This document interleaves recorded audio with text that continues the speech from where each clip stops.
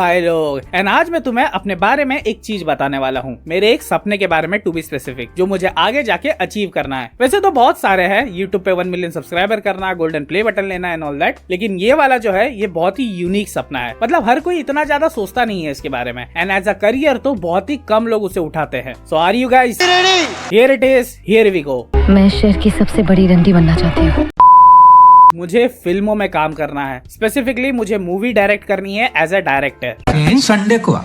Sunday को मस्त नहा धो के क्या हुआ, इतना ज्यादा यूनिक नहीं लगा ना तुम लोगों को ये सपना? तुम लोगों को लगा कि मैं माइट भी ये बोलूंगा कि मुझे इंसेक्ट पोर्नोग्राफी शूट करने में करियर बनाना है या ऐसा ही कुछ, लेकिन नहीं, मेरा ड्रीम तो बहुत ही ज्यादा कॉमन निकला ना भाई लोग। एक बिल्डअप क्यों दिया ये तुम लोग सोचते रहोगे? वेल, इतना फेक बिल्डअप मैंने इसलिए दिया because I am trying to make a point, and वो पॉइंट ये है कि ऑलमोस्ट हर कोई, स्पेशली जो इंडिया से है या फिर कंटेंट क्रिएशन की फील्ड में है, उन सबका मेन गोल या मेन ड्रीम मोस्टली यही होता है कि भाई हमें फिल्मों में काम करना है। फिर चाहे उन्हें एक्टर बनना हो, डायरेक्टर बनना हो, कोरियोग्राफर बनना हो, सिंगर बनना हो, या फिर नोरा फतेही या तमन्ना का makeup artist. And as you may know, ये चांस हर किसी को नहीं मिलता है। कितने लोग खत्म हो जाते हैं लाइफ से अपनी बस ऑडिशन के चक्कर मारते मारते, लेकिन वो अपने ड्रीम के, अपने गोल के थोड़े भी क्लोज नहीं पहुंच पाते हैं। बट स्टिल बहुत ज्यादा लोग आज भी ट्राई करते हैं, हर बार बार बार रोज, कुछ फेम और लाइमलाइट की चाह में, और कुछ इसलिए क्योंकि उन्हें इस आर्ट, क्राफ्ट, कला या जो भी तुम कह लो उससे बहुत ज्यादा प्यार है, एंड वो इसके लिए रोज हाथ पैर मार रहे हैं। एंड वो इंग्लिश में कोट है ना कि someone else's dream is someone else's toy,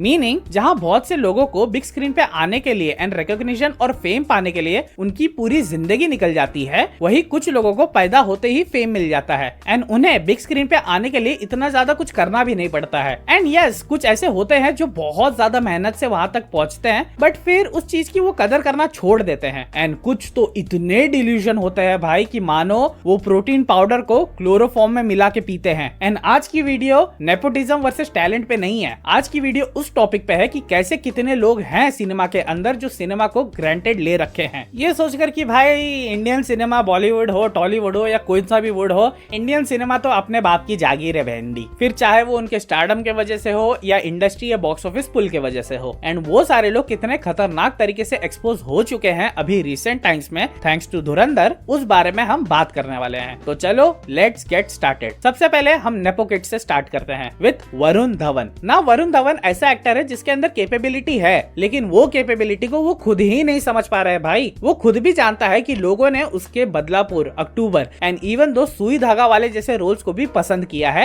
and praise भी किया है उसके लिए उसको, बट स्टिल वो अपना हार्ट ट्राई मारते रहता है विद अननेसेसरी कमर्शियल मूवीज जहां वो जरा भी फिट नहीं होता है। भले ही फिर वो बेबी जॉन की ना हो जिसमें वो एक मासी हीरो बनने का ट्राई करता है, या फिर सनी संस्कारी की तुलसी कुमारी जिसके अंदर वो एक ओवर एनर्जाइज्ड वानाबी फनी कैरेक्टर होने का ट्राई कर रहा है, होता नहीं है वो। He doesn't look good in those roles at all. And तुम्हें लगेगा कि भाई ये बात रियलाइज हो चुकी होगी, लेकिन नहीं, अभी वो कौन सी मूवी कर रहा है? ये बॉर्डर 2। एंड चलो हम ये मान सकते हैं कि भाई ये पैसे के लिए कर रहा है, रिलेशन के लिए कर रहा है, पहचान के लिए कर रहा है, किसी भी रीजन की वजह से कर रहा है, बट इस बंदे का नसीब इतना खराब है कि बॉर्डर 2 के रिलीज से पहले ही पता नहीं कौन से इसके लकवा मारे हुए स्माइल की फोटो वायरल हो जाती है, and as you can guess after that इसको दबा के ट्रोल किया जाता है, मतलब बहुत ज्यादा ट्रोल किया जाता है वो भी। एंड यहाँ वरुण भाई को मेरे अकॉर्डिंग क्या करना चाहिए था पता है? कुछ नहीं करना चाहिए था, लिटरली उनको वेट करना चाहिए था अपनी अगली मूवी का जहाँ वो एक ऐसा रोल पिक करे जिधर वो सबको मुंह तोड़ जवाब दे दे अपनी एक्टिंग से, लेकिन नहीं, ये भाई अपने बॉर्डर 2 के प्रमोशन पे क्या बोलता है अपने ट्रोलर्स को? ये I believe that you shut down the noise and just let your work do the talking. ये सब चीजें चलती रहती है, मतलब इसका कोई it doesn't really matter। मैं इसके लिए काम नहीं करता हूँ, मैं जिस चीज के लिए काम करता हूँ वो फ्राइडे को पता चलेगा, एंड इवेंचुअली मुझे फिल्म पे भरोसा है। एक अच्छी फिल्म बनाना बहुत इंपॉर्टेंट है, ऑब्वियसली नंबर्स ये सब चीजें मेरा कुछ लेना देना नहीं है इससे, बट आई बिलीव कि हमने एक अच्छी फिल्म बनाई है। नाउ ये होता है अपनी ऑडियंस को ग्रांटेड लेना, ये होता है अपनी गोल्डन अपॉर्चुनिटी को ग्रांटेड लेना, एंड मेन बात ये होता है सिनेमा को ग्रांटेड लेना। नाउ वरुण धवन को भी पता है कि उसने कैसी मूवी में काम किया है, एंड वो मूवी रिलीज के बाद कितनी भयंकर लेवल पे ट्रोल होने वाली है along with his performance in that film, ये बात उसको बहुत अच्छे से मालूम है। लेकिन तभी भी ये बोलना कि हमने जो बनाया है हम उसका जवाब फ्राइडे को देंगे, हमने एक बहुत अच्छी फिल्म बनाई है, ये सब नॉइज है, कट द नॉइज, चॉइस। भाई तुम्हारी पिछली 3 से 4 पिक्चर में लोगों ने तुमको दबा के ट्रोल किया है तुम्हारी एक्टिंग के वजह से, एंड उससे भी ज्यादा तुम्हारी स्क्रिप्ट चॉइसेस के वजह से, क्योंकि लोग जानते हैं कि तुम कितने केपेबल एक्टर हो। लेकिन इतना ट्रोल होने के बावजूद भी ये बोलना कि मुझे मेरी फिल्म पे भरोसा है, जो कि क्लियरली एक बहुत बुरी फिल्म लग रही है right from its teaser and trailer, लेकिन तुम उसको तभी भी डिफेंड कर रहे हो। मतलब इसके आगे हम क्या बोले भाई। एंड ये बात सिर्फ वरुण धवन तक ही नहीं है, ऑलमोस्ट हर बैड मूवी को उसका डायरेक्टर या एक्टर या उनकी पीआर टीम डिफेंड करती ही है। एंड वो लोग ऐसा इसलिए करते हैं क्योंकि उन्हें लगता है आज के टाइम पे भी ऑडियंस का माइंड मैनिपुलेट किया जा सकता है। विद फेक प्रमोशन करवाना ऑन सोशल मीडिया, बेमतलब के इतने महंगे महंगे लाइव इवेंट्स करवाना, एंड मूवी के एक्टर से स्क्रिप्टेड लाइंस बुलवाना। सर इसने मेरी माँ को गाली दिया है सर, इसने मेरी माँ को गाली दिया है साहब जी। ठीक है समझ गया। ऑन दैट लाइव इवेंट्स जो सुन के माइट भी ऑडियंस अपना परसेप्शन बदल ले about the film and certain actor and ये मूवी देखने चले जाए, जो कि होता नहीं है वैसे तो ना। तुम लोग माइट भी ये सोचोगे कि ये लोग ये बेमतलब की कोशिश क्यों करते हैं तब। वेल उसका रीजन मैं तुमको वीडियो के लास्ट में बताऊंगा, लेकिन अभी ये तो थी वरुण धवन की बात on how nepo kids take cinema for granted. But उसके ये स्टेटमेंट के लिए हम ये बोल सकते हैं एंड समझ सकते हैं कि भाई वी गेट इट, मूवी इतनी खराब है कि मूवी की पीआर टीम ने ही उसको ये बोलने के लिए बोल दिया होगा। And despite that Varun Dhawan ने कितनी भी फ्लॉप दी है, कितनी भी क्रिंज एक्टिंग की है, बट उसी के साथ साथ उसने भले ही 2 या 3 मूवी ही दी हो, लेकिन उसमें उसने जेन्युइन अच्छी परफॉर्मेंस दी है, अच्छी स्क्रिप्ट के साथ वो भी। लेकिन कुछ कुछ ऐसे एक्टर हैं, ऐसे नेपो किड है भाई, जिनकी हर मूवी उनकी कमबैक मूवी ही है। मतलब उनकी अभी ये मूवी आ रही है, फ्लॉप हो चुकी है, नहीं अगली मूवी उनकी कमबैक मूवी है, वो फ्लॉप हो गई, नहीं उसके बाद उनकी अगली मूवी तो पक्का कमबैक मूवी है। ऐसा करते करते उन्होंने 11 से 12 कमबैक मूवी दे दी है अभी तक। एंड मुझे उनकी हर मूवी देख के यही लगता था कि माइट भी भाई को समझ में नहीं आता होगा कि क्या करना है क्या नहीं करना है, कौन सी स्क्रिप्ट लेनी है कौन सी स्क्रिप्ट नहीं लेनी है। एंड इसलिए माइट भी वो एक ही टाइप के जॉनरा के लूप में फंस गया है। लेकिन जब मैंने उस भाई का न्यूएस्ट इंटरव्यू देखा ना विद पाकिस्तानी खाला, तब मुझे समझ में आ गया भाई कि ये बंदा गारंटी स्टेरॉइड्स के साथ डेलिल्यू के सप्लीमेंट्स भी खाता है मिला के। मतलब you just listen to this. My next few films are risky for me in terms of me breaking out of my comfort zone. It's very challenging. It's very unlike me. Stop me and hold me back from not training or doing something. I'm a constant learner, constantly seeking to ascend to the next level. Action sequences I do to constantly sort of up the prior film in terms of action. When accepted by the audiences, it's our responsibility to sort of continuously sort of reinvent and stay relevant. Acting coach on set as well, so that was really helpful. For example, if I'm shooting a song, a romantic song, I need to be invested in my co-actor as opposed to being invested into myself. So a lot of times I'd be angling my face in a certain way while looking at her, just so I get the light hitting my jawline properly, or taking the light into my eyes a little better, as opposed to sort of giving her that energy. So that's something I think I've sort of learned through. झूठ बोल रही है तू। मैं कोई झूठ नहीं कह रही। मतलब इसके ऊपर मेरे को कुछ बोलने की जरूरत भी है। ये भाई ने जितनी भी बातें बोली है ना इस इंटरव्यू में, सब की सब झूठ है, सब की सब झूठ है, सफेद झूठ। ये बोल रहा है कि एज एन एक्टर हमें हमेशा खुद को रीइन्वेंट करना चाहिए हर एक रोल के साथ। भाई तुमने कौन से रोल के साथ खुद को रीइन्वेंट कर दिया? तुमको इन्वेंट करने के लिए ना कितोरेत्सु भी फेल हो जाएगा। रीइन्वेंट की बात कर रहे हो, उसके साथ ये भाई बोल रहा है मेरी अगली फिल्म ना बहुत रिस्की है, मैं मेरे कंफर्ट जोन से बाहर आ रहा हूँ। मतलब भाई ये सेम बकचोदी ना तुमने कब बोली थी पता है? स्टूडेंट ऑफ द ईयर 2 के टाइम पे, जब उसका बिहाइंड द सीन फुटेज दिखाया जा रहा था। मतलब सफेद झूठ यार, स्ट्रेट अप सफेद झूठ। एंड देखो मैं ये इंटरव्यू के बारे में इतना ज्यादा बात करने नहीं वाला हूँ, क्योंकि इसके अंदर बहुत सी बकचोदी पेली है शेरू ने एंड पाकिस्तानी चाची ने, कि टाइगर कोई भी स्क्रिप्ट के नरेशन में स्टार्टिंग के 2 मिनट में ही समझ जाता है कि क्या मूवी अच्छी होगी या नहीं। तो भाई तुम लोग इतना समझ लो कि वो 2 मिनट के लिए ना टाइगर एकदम भंड रहता है स्टेरॉइड्स पे। मतलब वो इतने अखंड नशे में रहता है ना स्टेरॉइड्स के, कि मैं तुमको बता भी नहीं सकता हूँ। इसलिए उसको ऐसा लगता है भाई जो भी आया ना स्टोरी सुनाने के लिए, हाँ बोलो खत्म करो इसकी माँ ताकि मैं अपना हाईनेस एंजॉय कर पाऊं। फिर उसके आगे ये बोलते कि टाइगर तुम रिबेलियस होने के लिए क्या करते हो? तो टाइगर बोलते अरे मैं आइसक्रीम खा लेता हूँ यार। मतलब क्या चालू है भाई, मतलब इतने स्क्रिप्टेड लाइंस, मतलब कोई नवजात शिशु भी ना उठ के बता देगा कि भाई ये लाइन तुम्हारी नहीं है, ये शब्द तुम्हारे नहीं है, तुमको किसी ने लिख के दिया है, वही तुम इंटरव्यू में बोल रहे हो। एंड मैं इस इंटरव्यू की ना हर एक चीज को कॉल आउट करने नहीं वाला हूँ, क्योंकि अगर मैं वो करने बैठूंगा ना तब मेरे को एक नई वीडियो बनानी पड़ेगी। लेकिन तुम लोग इतना समझ लो कि ये इंटरव्यू बस टाइगर की इमेज व्हाइट वॉश करने के लिए बनाया गया है, जैसा बॉर्डर 2 की पीआर टीम अभी कर रही है अपनी रिलीज बचाने के लिए। एंड टाइगर की इमेज इसलिए बचाई जा रही है क्योंकि उसकी इमेज एज एन एक्टर बची ही नहीं है अभी, स्पेशली आफ्टर बागी 4। मतलब उससे पहले भी उसको कोई ऐसा एक्टर तो नहीं मानता था, लेकिन after Baaghi 4 things are very bad for tiger. And tiger ने one after the another flop movies नहीं दी है, डिजास्टर मूवीज दी है। हर मूवी उसकी इतनी चप्पल छाप है ना भाई कि मैं क्या बोलूं। एंड हर मूवी में उसकी एक्टिंग कॉल आउट की गई है, जो उसको भी अच्छे से पता है। लेकिन आफ्टर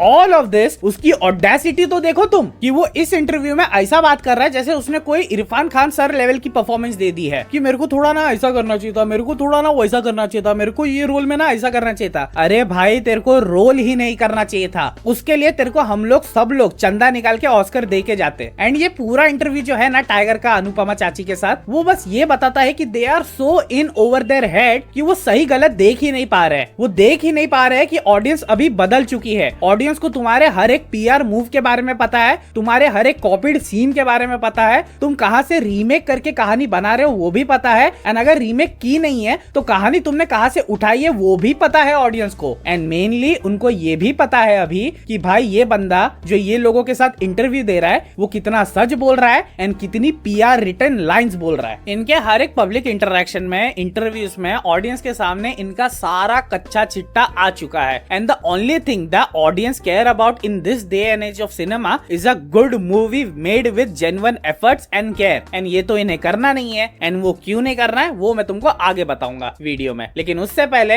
हम एक सेल्फ मेड एक्टर के बारे में बात कर लेते हैं, जिसका सबसे बड़ा यूएसपी उसकी एक्टिंग नहीं है, उसकी फिल्म चॉइसेस नहीं है, बल्कि उस सेल्फ मेड एक्टर की सबसे बड़ी यूएसपी ये है कि वो एक सेल्फ मेड एक्टर है। मैं ऑफ कोर्स बात कर रहा हूँ पीडीडी नहीं सॉरी कार्तिक आर्यन की। Now no doubt Kartik Aaryan का कोई गॉडफादर नहीं था एंड ऑल, एंड उसके कोई कनेक्शन भी नहीं थे। उसने जो भी अपनी पहचान बनाई है वो बस उसने एक मूवी से बनाई है। बट टू बैड वो अभी उसी पहचान में ही जी रहा है। एंड वो पहचान है जो उसने प्यार का पंचनामा से बनाई थी। एंड इस चीज के लिए उसको बहुत लोग ट्रोल भी करते हैं। मेरा मतलब ये वाली कंट्रोवर्सी से नहीं था, मेरा मतलब था फॉर हिज एक्टिंग रेंज, जो फेमस है अक्षय कुमार की चोर बाजार वाली मिमिक्री के वजह से, जो उसने भूल-भुलैया 2 में की थी एंड 3 में भी की थी। एंड हिज लेटेस्ट टट्टी, जिसका नाम मैं लेना नहीं चाहता हूँ क्योंकि मेरा जबड़ा दुखता है उसका नाम लेते टाइम। एंड कार्तिक आर्यन ये डेल्यूजन में जीता है कि वो एक ए लिस्ट एक्टर है, जो कोई भी मूवी में होगा ना तो वो मूवी हिट हो जाएगी, विच इज रॉन्ग। क्योंकि जो भी मूवीज उसने हिट कराई है या जो भी मूवी उसकी हिट हुई है वो इसलिए नहीं हिट हुई है क्योंकि उसमें कार्तिक आर्यन था, वो इसलिए हिट हुई है क्योंकि वो एक लेगेसी सीक्वल थी एक वेरी बिलीवेड फ्रेंचाइज की, लाइक भूल-भुलैया 2 एंड 3, लव आजकल रिटर्न्स, क्या भी तो भी नाम था उसका, लव आजकल 2 या कुछ भी था। बट कार्तिक आर्यन लोगों को ये बताना चाहता है कि भाई ये मूवी मेरी प्रेजेंस की वजह से हिट हुई है। एंड वो ये साबित करने के लिए कितनी पीआर वाली बकचोदी करता है ये मुझे तुम्हें बताने की जरूरत नहीं है भाई लोग। एंड ये भाई ने भी सिनेमा को ग्रांटेड ले रखा है। तुम मेरे को खुद बताओ ना यार, जब तुम्हारे पास एक्सेस है इतने बड़े बड़े फिल्म प्रोडक्शन हाउसेस का, like Nadiadwala and grandson, Dharma, T series, तो क्या तुम कोई अच्छी स्क्रिप्ट नहीं उठा सकते, कोई अच्छी यूनिक मूवी नहीं उठा सकते करने के लिए? तुमको जरूरी है ऐसी मीडियोकर्स मूवीज में काम करना? एंड इसके रिप्लाई में बहुत लोग बोलेंगे अरे भाई उसने चन्नू चैंपियन की है एंड फ्रेडी की है और धमाका की है। अरे भाई वो तीनों मूवी थोड़ी सी अबव एवरेज है। एंड उसमें भी इतना खतरनाक काम नहीं कर दिया है कार्तिक आर्यन ने कि हम उसे रणबीर कपूर या रणवीर सिंह की कैटेगरी में रख सके। कार्तिक आर्यन ने बस एक फॉर्मूला पकड़ लिया है अपने आप को बॉलीवुड का ए लिस्ट एक्टर बताने के लिए। एंड वो फॉर्मूला ये है कि कोई भी बिलीवर्ड फ्रेंचाइज को उठाओ, उसका एक लेगेसी सीक्वल लेके आओ जिसका कोई भी लेना देना नहीं रहेगा फर्स्ट पार्ट से, एंड उसको उठा के अच्छे से उसकी डांग मारो एंड रिलीज कर दो फेस्टिवल के टाइम पे। हो गया तुम्हारा काम। क्योंकि लोग तो नॉस्टैल्जिया के चलते एंड फेस्टिवल के चलते आ ही जाएंगे थिएटर्स में कोई भी मूवी देखने के के लिए एंड इसी बहाने मैं बन जाऊंगा एक ए लिस्ट बॉलीवुड एक्टर। एंड यही रीजन है कि उसकी मूवी जो श्रीलीला के साथ आने वाली है ना, वो अभी तक लिम्बो में है, क्योंकि कार्तिक आर्यन चाहता है वो मूवी का नाम हो आशिकी 3 या आशिकी रिबूट या समथिंग रिलेटेड टू आशिकी, लेकिन भट्ट साहब वो नाम देने के लिए रेडी नहीं है एंड इसलिए वो मूवी अभी तक लिम्बो में है। एंड पता है, अगर वो मूवी किसी और नाम के साथ रिलीज होती है ना, मैं तुम्हें लिख के देता हूँ कि वो मूवी इतना नहीं चलेगी। तो ये तो और भी भयंकर तरीके से सिनेमा को ग्रांटेड लेना हो गया कि भाई तुम्हारा कोई गॉडफादर नहीं था, तुम कुछ भी नहीं थे, तुमने कैसे ना कैसे करके अपना एक नाम बनाया एंड अब तुम सिनेमा को ग्रांटेड लेके बैठे हो एंड फॉर्मूले तरीके से मूवी बना रहे हो। क्या तो क्या तुम्हारा नाम स्टैंड आउट हो इंडस्ट्री में, इसलिए, जो कि अभी फेल भी हो रहा है बहुत ही बुरी तरीके से। एंड चलो कार्तिक आर्यन तो ठीक है भाई, वो एक आउटसाइडर था एंड उसने कैसे ना कैसे करके अपनी एक पहचान बनाई एंड वो उसी को फॉलो कर रहा है एंड वो उसी की लाइमलाइट को जिंदा रखने की पूरी कोशिश कर रहा है, भले ही वो कोशिश बहुत ही भंड, पागल एंड चुतियापा वाली हो तो भी। लेकिन उसके अलावा कुछ कुछ स्टार्स तो ऐसे हैं भाई जिनको मेरे ख्याल से ना, मतलब मेरे अकॉर्डिंग उनको खून तक माफ होगा। मतलब वो किसी का मर्डर भी कर देंगे ना तो भी उनके ऊपर कोई कानूनी कार्रवाई चलेगी नहीं, क्योंकि उनका फैन बेस इतना बड़ा है। लेकिन तभी भी वो मूवी करते हैं राजा साहब जैसी। मैं ऑफ कोर्स बात कर रहा हूँ प्रभास की। ना जो प्रभास के साथ हुआ है ना पूरी फिल्म इंडस्ट्री में, वो जादू से कम नहीं है। जो बोलते हैं ना लोग कि मतलब इंडस्ट्री में किस्मत काम करती है, ये काम करती है, वो सेम चीज प्रभास के साथ हुई है। इससे पहले शायद से जो मेरे को केस दिखने में आता है ना, वो SRK का है कि भाई उसकी बंदे की इतनी बड़ी फैन फॉलोइंग हो गई एंड वो आउटसाइडर था। लेकिन चलो SRK को तो तभी भी बहुत टाइम लगा अपना ऑरा और नाम बनाने के लिए, लेकिन प्रभास तो भाई एक मूवी से ही रातों रात पैन इंडिया स्टार बन गया था, which is Baahubali. And Baahubali के बाद हर कोई एक्साइटेड हो गया था प्रभास के नेक्स्ट वेंचर के लिए। एंड प्रभास का नेक्स्ट वेंचर क्या था? साहो, जो उस टाइम पे बहुत ही खराब मूवी थी, लेकिन आज पता नहीं क्यों लोग उसे थोड़ा अप्रिशिएट कर सकते हैं because of all the shit we have seen in recent times. लेकिन नो डाउट वो एक बुरी मूवी थी, बहुत बुरी मूवी थी। आज भले ही मैं उसको गिल्टी प्लेजर के लिए देख लूं, लेकिन I won't change my stand on Saaho कि वो एक बहुत ही बुरी मूवी है। लेकिन वो मूवी भी 400-450 करोड़ कमा ली थी। उसके बाद उसने की राधेश्याम, जो कि एक इडियोटिक मूवी थी मेरे अकॉर्डिंग, एंड जो एंडिंग में कुछ भी हो जाती भाई, कुछ भी चालू है मूवी में एंडिंग में, लेकिन तभी भी वो मूवी कितना कमाई थी? 150 करोड़। फिर उसने उसके बाद की तेरी माँ की तेरे गांड में भोसड़ी है, अबे चूतदान। हम उसके बारे में बात नहीं करते हैं। बट आफ्टर डूइंग दुनिया का सबसे बड़ा पाप, उसने की सलार, जो कि जेन्युइनली एक अच्छी मूवी थी। अगर तुम उसका फर्स्ट हाफ बेयर कर सकते हो तो वो मूवी एक्चुअल में अच्छी थी। सेकंड हाफ में वो बहुत ही ज्यादा यूनिक आइडियाज प्रेजेंट करती है। वो मूवी के साथ बस एक ही कमी थी कि प्रशांत नील सर को ना एक वेब सीरीज बनानी चाहिए थी खान सर के ऊपर, जिसके अंदर वो सारी बैक स्टोरी, वो ट्राइब्स की बैक स्टोरी एक्सप्लोर करते। बट स्टिल आफ्टर बाहुबली जो मूवी प्रभास के लिए जेन्युइनली काम की थी ना, एंड जो प्रभास को जेन्युइनली वापस स्क्रीन पे उसके प्रेजेंस में लेके आ पाई थी, वो थी Salaar. And I kind of like that movie. फिर उसने की कल्कि, जिसमें वो सबसे वर्स्ट पार्ट था मूवी का। लाइक कल्कि मूवी का सबसे worst part is Prabhas and दिशा पाटनी, लेकिन वी कैन लीव दैट चीज नो, बट प्रभास उसका सबसे वर्स्ट पार्ट था। एंड वो मूवी का हिट होने का रीजन था नाग अश्विन सर का विजन, अमिताभ बच्चन सर का Ashwatthama and the most groundbreaking VFX we have ever seen in Indian cinema. मतलब कल्कि से बेस्ट VFX कोई भी मूवी का नहीं है मेरे नजर में अभी तक। तो अभी रामायण आना बाकी है तो पता नहीं। एंड आफ्टर कल्कि प्रभास ने क्या की? राजा साहब, जिसके बारे में मैं कुछ नहीं बोलूंगा, तुम मेरा ये रिव्यू जाके देख सकते हो। वैसे ही साला इसको एज रिस्ट्रिक्ट कर दिया तुम लोग, कोई तो जाओ भाई उसको देखो, बहुत मेहनत से बनाई थी वो वीडियो। वैसे भी साला सर दुख गया था मेरा वो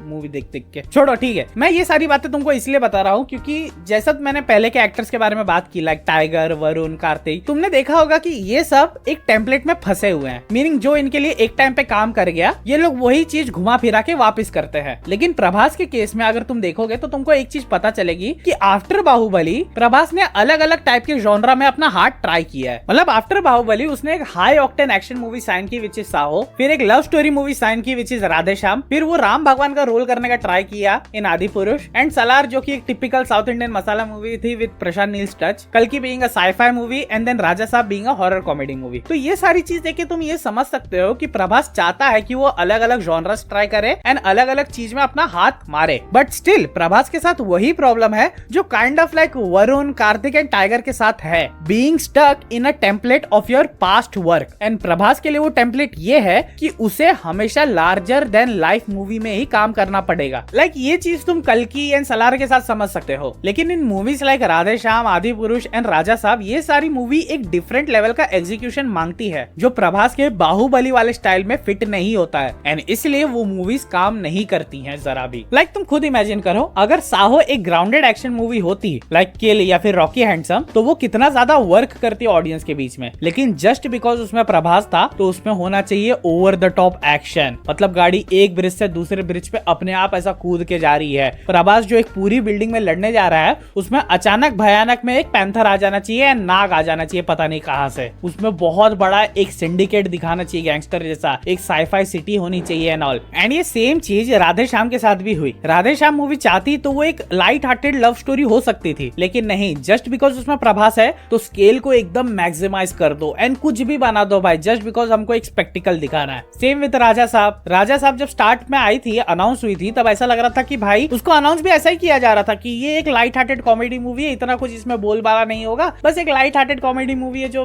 प्रभास बीच में कर दे रहा है। लेकिन वो निकली क्या, एक बहुत बड़ी मैस। एंड वो मैस इसलिए निकली क्योंकि प्रभास था उसमें, एंड धीरे धीरे प्रोडक्शन बढ़ता ही गया, बढ़ता ही गया, बढ़ता ही गया, एंड बढ़ते बढ़ते वो एक पाइल ऑफ शिट बन गई। एंड ये चीज प्रभास को समझ में नहीं आ रही है। वो कोई भी मूवी साइन तो कर देता है, लेकिन क्या तुमको बनाते टाइम एंड शूट करते टाइम ध्यान में नहीं आता कि भाई ये क्या बन रहा है, ये क्या टट्टी बना रहे हैं हम अपने फैंस के लिए, उन फैंस के लिए जो तुम्हारे लिए जान भी दे सकते हैं। एंड प्रभास के डाउनफॉल का कारण ना उसके फैंस भी है कुछ हद तक, जो प्रभास के गू को भी तनिष्क की ज्वेलरी समझ के अपने गले में पहनते हैं एंड कंटिन्यूअसली उसको सपोर्ट करते हैं instead of calling him out when he made a bad movie. And इसी के चलते प्रभास कोई भी मूवी साइन कर देता है कि मेरे फैंस तो है, पिक्चर तो चला देंगे, मेरे को क्या जरूरत है मेहनत लेने की। एंड इसलिए after Baahubali most of movie में वो स्लीप वॉक ही करता है, एक्सेप्ट सलार। एंड सलार में भी इसलिए क्योंकि सलार में कुछ ज्यादा रिक्वायर्ड ही नहीं था उसको करने के लिए, डायलॉग एकदम कम, बस तुम प्रभास की प्रेजेंस देखो। एंड यही कर करके प्रभास अच्छा खासा पैसा लेके चले जाता है घर पे to enjoy his life, cinema को ग्रांटेड लेके ना।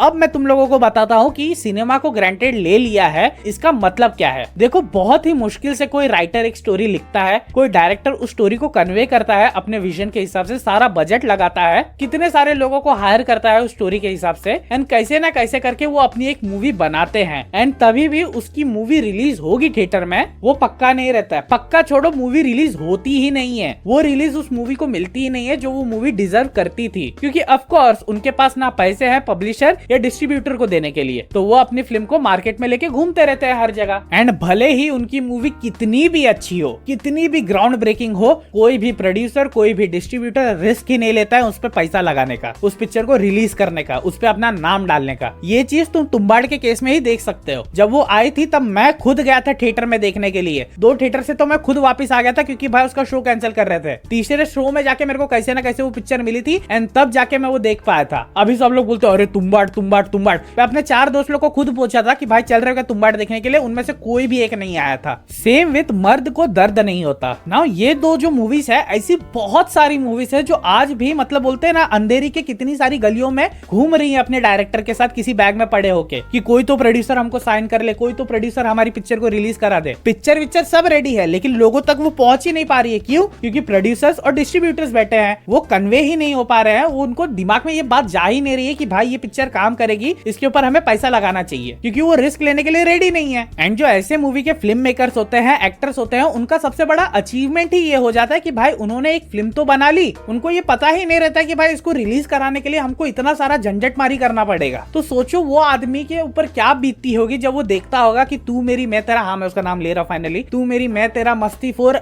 सनी संस्कारी की तुलसी कुमारी, ऐसी सब मूवीज को 80-80 करोड़ मिल रहा है, 80-80 करोड़ मिल रहा है खाली बनाने के लिए। उसके बाद ये पिक्चर रिलीज हो रही है, फिर बाद में उसमें मार्केटिंग का खर्चा, इसका खर्चा, उसका खर्चा। उनका दिल नहीं टूटता होगा कि भाई हम इतनी यूनिक स्टोरी लेके घूम रहे हैं अपने बैग में, अंधेरी में कोई हमको पूछ नहीं रहा है, गोरेगांव से हमको भगा दिया जा रहा है हर एक ऑफिस में से, और ऐसे लोग हिट होके पड़े हैं। ये तो सेम वही बात हुई ना कि भाई कोई एक बंदा कंटेंट क्रिएशन में है एंड वो मेहनत कर करके कंटेंट बना रहा है, लेकिन उसके ज्यादा से ज्यादा 1000 लाइक जा रहे हैं। वहीं पर पुनीत सुपरस्टार है जो साला टट्टी घू कुछ भी खा रहा है, नाले में कूद रहा है एंड उसके हिट होते जा रहा है वो। एंड जितने भी लोगों की मैंने वीडियो में स्टार्टिंग में बात की ना, वरुण, कार्तिक, टाइगर, प्रभास, ये सब अपनी पावर के चलते, अपने कनेक्शंस के चलते, अपनी पहचान के चलते, अपने बॉक्स ऑफिस पुल के चलते सिनेमा को ग्रांटेड ले रखे हैं कि भाई हम तो बनाएंगे, हम तो कुछ भी बनाएंगे, हमारा जो मन करेगा, ऑडियंस तो है ही गोचू, आएगी वो थिएटर में देखने हमारी मूवीज। ये इस डिल्यूजन में रहते हैं एंड इस डिल्यूजन के ही चलते वो कुछ भी मूवीज बनाते हैं एंड बनाते रहते भी। अगर धुरंधर नहीं आई होती तो देखो, हर डेके में ना एक ऐसी मूवी आती है जो रिवोल्यूशनाइज कर देती है सिनेमा को, एंड ये डेके में बहुत सी ऐसी मूवीज रही हैं, लेकिन धुरंधर थोड़ी अलग है। धुरंधर मूवी वो सारे नॉर्म्स को तोड़ देती है जो एक टिपिकल बॉलीवुड मूवी में होती है। Slow motion, cringe dialogue, star worshipping तो सबसे अच्छा तोड़ा है धुरंधर ने। देखो, धुरंधर मूवी ना कोई भी नहीं बोल सकता है कि रणवीर सिंह के वजह से चली है या खाली रहमान डकैत अक्षय खन्ना के वजह से चली है या संजय दत्त के वजह से चली है या किसी की प्रेजेंस के वजह से चली है। धुरंधर मूवी सिर्फ धुरंधर जिस हिसाब से बनी है ना, सिर्फ उसके वजह से चली है एंड थैंकफुली लोगों का दिमाग इस चीज पे गया है एंड इस तरीके से ध्यान गया है ऑडियंस का उस चीज पे कि लोगों को अभी वो तू मेरी मैं तेरा मूवी पसंद ही नहीं आती है। वैसे सब टाइप की मूवीज, उनको ये जो राजा साहब आई थी, प्रभास के फैंस तक हार मान गए भाई कि उसने क्या बना दिया है, क्योंकि लोगों को अभी कंटेंट देखना है, अच्छा कंटेंट देखना है मूवी के अंदर। लोगों को देखना है कि अगर तुमने इतना पैसा लिया है ना तो इसको जस्टिफाई करके दिखाओ भाई, क्योंकि सच बता रहा हूँ पिक्चर का टिकट ना सस्ता नहीं आता है। तुम्हारे लिए वो 350 इतना रहेगा, क्योंकि तुम लोग तो भाई 20-20, 40-40, 50, 100 करोड़ में तो तुम फिल्में साइन करते हो, लेकिन एक नॉर्मल आदमी के लिए ना जो एक अच्छा खासा टाइम एक्सपीरियंस करने जाना चाहता है थिएटर में, उसके लिए बहुत होता है वो 300-400 रुपया। एंड वही चीज की रिस्पेक्ट धुरंधर ने की थी with its content. And in सारी चीजों के चलते ही ना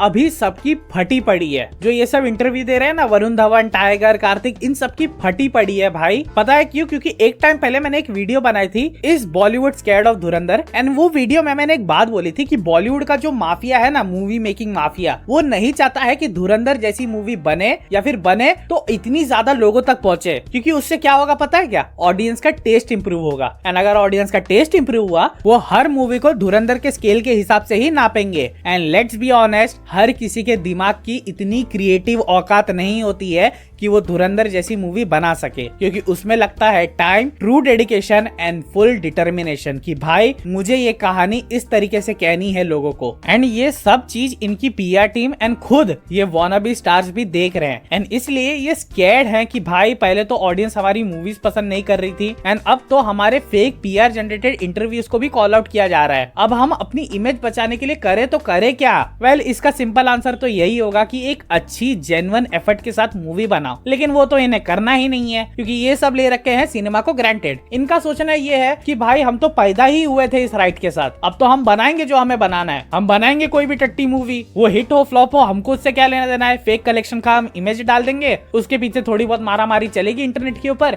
फिर हम निकल जाएंगे पतली गली पकड़ के दूसरी टट्टी मूवी बनाने के लिए, and the cycle will repeat. ये होता है सिनेमा को ग्रांटेड लेना, जो कि बिल्कुल गलत है। पता है क्यों? क्योंकि कितने लोगों की जिंदगी खत्म हो जाती है पहुंचते पहुंचते आज जहां तुम लोग खुद हो। तो अगर तुम लोग वहां पर हो ना, तो उस स्थान की, उस पोजीशन की, उस अपॉर्चुनिटी की कदर करो भाई, उस पावर की कदर करो। अगर कोई और बंदा होता ना तुम्हारी जगह पे जो जेन्युइनली प्यार करता है सिनेमा से, तब वो तुम लोगों को बताता कि भाई ऐसे यूज किया जाता है अपने स्टारडम को, अपनी पावर को। लेकिन तुम जैसे लोग उसको कभी वहां तक पहुंचने ही नहीं दोगे, एंड नहीं भी दोगे तो भाड़ में जाओ तुम लोग यार। आज के टाइम पे ऑडियंस इतनी स्मार्ट हो गई है ना कि वो जानती है कि कौन सी मूवी को हिट कराना है एंड कौन सी मूवी की तरफ देख के मूतना भी नहीं है। तुम लोग खुद अपना एग्जांपल ही देख लो। कोई करता है सनी संस्कारी की तुलसी कुमारी, तो कोई करता है तू मेरी मैं तेरा ये मूवी करता है, एंड उसके सामने सैयारा जिसके अंदर न्यू कमर्स है, वो मूवी चल जाती है 300-350 करोड़ के ऊपर कमाती है वो पिक्चर, क्योंकि बस उसमें कंटेंट था। क्योंकि ऑडियंस भी जानती है कि जब सिनेमा को टोटल प्यार एंड केयर से एंड ग्रांटेड नहीं लेके बनाया जाता है ना, तब बनती है मूवीज लाइक सू फ्रॉम सो, जो अजय भाई साहब दौड़ दौड़ के पहुंच गए उसका राइट लेने के लिए, बेशरम जैसा। खुद तो दिमाग लगाना नहीं है एक अच्छी मूवी बनाने के लिए। उसके बाद बनती है movies like Manjummel boys, Kantara 2022, Kantara chapter 1, महाअवतार Narasimha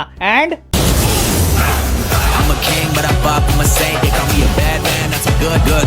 Man, I love that music. And देखना धुरंधर पार्ट 2 एक और नॉर्म तोड़ने वाली है, जो कि है साउथ इंडियन मसाला मूवी का। जो ट्रेंड चला है ना KGF एंड पुष्पा से, वो जब टॉक्सिक के साथ रिलीज होएगी ना, तब तुम देखना भाई, क्योंकि टॉक्सिक तो नहीं चलने वाली है धुरंधर पार्ट 2 के सामने, कतई भी नहीं। नॉर्थ में तो नहीं चलेगी टॉक्सिक, इतना गारंटी है। कर्नाटका में यश के फैन फॉलोइंग की वजह से भले ही कमा ले वो मूवी, लेकिन धुरंधर पार्ट 2 के साथ तो वो नहीं चलेगी। एंड मेकर्स भी ये बात समझ जाएंगे कि भाई अभी मूवीज को ग्रांटेड लेना बंद करो, सारे फॉर्मूलेस छोड़ो, एक अच्छी जेन्युइन गुड मूवी बनाने पे ध्यान दो। जितने भी नेपो एक्टर्स है, ये so called self made stars है ना, जिन्हें लोग भगवान मान के बैठे हैं, वो सब सिनेमा को ग्रांटेड लेना छोड़ो। अपनी ये जो गोल्डन अपॉर्चुनिटी मिली है ना तुमको, इसको ग्रांटेड लेना छोड़ो। वो स्टारडम ये सब धीरे धीरे अभी फेड आउट होने वाला है एंड लोगों को बस अभी इसी बात से फर्क पड़ेगा कि क्या पिक्चर अच्छी है या नहीं, क्या इस पिक्चर के ऊपर मेरे को 300, 350, 400 या 1000 रुपया IMAX के टिकट का डालना वर्थ है, अपनी मेहनत की कमाई का है या नहीं। अदरवाइज मैं नेटफ्लिक्स का सब्सक्रिप्शन ले लेता हूँ, हजारों कंटेंट पड़े हैं उसके ऊपर, अगर 8-10 घंटा सर्च करूंगा ना तो कोई भी अच्छी मूवी मिल जाएगी मेरे घर के कंफर्ट में। एंड अगर कोई इस चेंज को अडेप्ट नहीं कर पाया ना तो उसका हाल सेम वही होने वाला है जो गोविंदा एंड मुकेश खन्ना का हुआ है आज के टाइम पे। तो देख लो अभी तुम लोग को क्या करना है। तो बस यार आज के लिए इतना ही। अगर तुमको ये वीडियो पसंद आई है तो please like and share this video and subscribe to my channel and do check out our gaming channel as well, GTG great tape gaming. मिलते हैं वहां एंड मेरी नेक्स्ट वीडियो में, and till then this is GTR signing out. सुधारना चाहिए समय पूरा समय निकाल दो कि जीटी खुद का भी सुधारना चाहिए और पितृपक्ष सरकार खत्म हो गया है तो दाढ़ी बीड़ी बना लेना चाहिए भाई। हाँ पितृपक्ष खत्म हो गया है उससे। ये तो मुल्ला जी हो जाएगा। हाँ ये ठीक है। ऐसा फ्रेंच रखते हैं थोड़ा। थोड़ा इसके पहले वाला दिखा, नहीं इसके बाद वाला। हाँ, ये सही। मुझे ऊपर नहीं जाती, मुझे जाती हो with this much amount of money and जिसका सबसे सूटेबल लगता है डायरेक्टर को या प्रोड्यूसर को बिड, वो प्रोजेक्ट उसको दे देते हैं। एंड यहाँ से ही मेन प्रॉब्लम स्टार्ट हो जाती है भाई लोग, क्योंकि तब VFX का काम चले जाता है उन झाटू चूतिया VFX स्टूडियोज के पास जो सिर्फ थूक पट्टी का काम करना जानते हैं पूरी तरह। ये अपने क्लाइंट को बोल तो देते हैं कि हम आपको इतने टाइम में आपको फाइनल आउटपुट दे देंगे विद डिजायर्ड रिजल्ट, लेकिन इन रियलिटी ये हमेशा डेडलाइन के आगे